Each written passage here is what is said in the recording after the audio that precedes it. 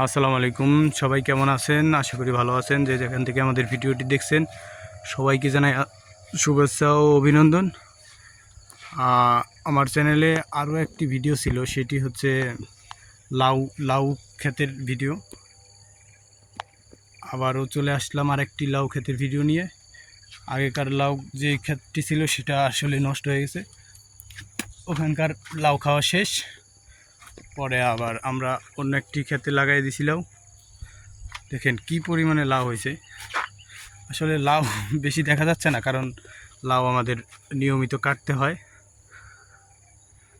লাউ এখানকার লাউ প্রত্যেকটা দিনই কাটতে হয়। বাংলাদেশে যেমন 2 দিন 3 দিন পরে কাটে, এখানে সেই রকম চলে না।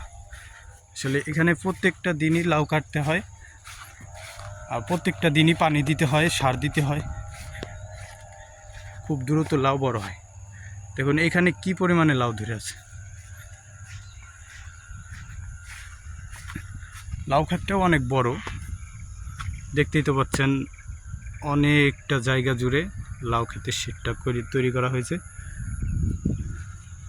লাউ কম হওয়ার কারণ মূলত আসলে আজকে আমাদের লাউ কাটা হয়েছে, তো এই যে বাকল দেখতেছেন বাস্কেট, এর ভিতরে আসলে লাউ রাখা হয়েছে আর কি। একটা ও একটা দুইটা আর আরও 3টা নিয়ে গেছে, আসলে বিক্রি হয়ে গেছে ওইটি। এই লাউয়ের চেহারা দেখেন, এক কথায় অসাধারণ। ওইটাও সেম। আর এক একটা বাকলে লাউ 70 কেজি 60 কেজি লাউ দেওয়া যায়। লাউ যেই পরিমাণে হয়েছে আল্লাহর রহমতে প্রত্যেক দিন কাটা যাবে ইনশাল্লাহ। আমরা আশাবাদী প্রত্যেক দিন লাউ যেন কাটতে পারি। সবাই দোয়া করবেন আমাদের সবজি শেডটা যেন ভালো ভালোই মতো চলে। আর এখানে দেখতে পাচ্ছেন ফাঁকা জমি, আসলে ফাঁকা জমি না, এখানে গতকালকে আমাদের মরিচের চারা লাগানো হয়েছে। এটা একটা থাইল্যান্ডি মরিচের চারা, হাইব্রিড। এটা খুব ভালো হয়। ও এটা পড়ে গেছে।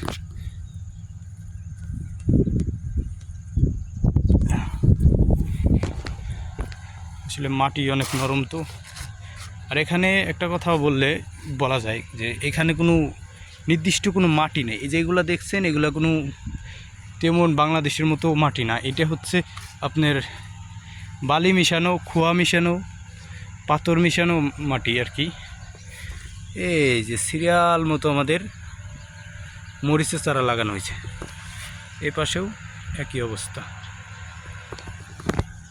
এই যে সেই লাবু আরেকটা বাকল চলে আসলাম। দেখুন লাবুর চেহারা কি, অনেক ভালো আসছে আল্লাহর রহমতে। সবাই দোয়া করবেন আমাদের এই শেডটা যেন ভালো ভালোই মতো চলে।